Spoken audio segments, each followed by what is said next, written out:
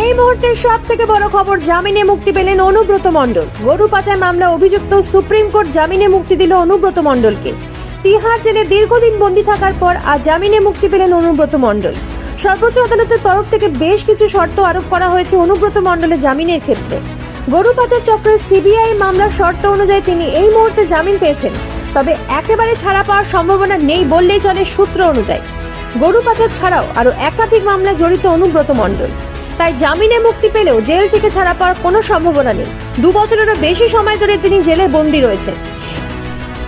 এই মামলার ট্রায়াল দীর্ঘদিন পর্যন্ত গড়াবে বলে জানা গেছে। সুপ্রিম কোর্টের শর্ত অনুযায়ী এই মামলায় যারা সাক্ষী রয়েছেন বা যারা প্রত্যক্ষদর্শী তাদের সাথে কোনোভাবে যোগাযোগ করতে পারবেন না তিনি। তার পাসপোর্টও জমা রাখা হয়েছে কোর্টে।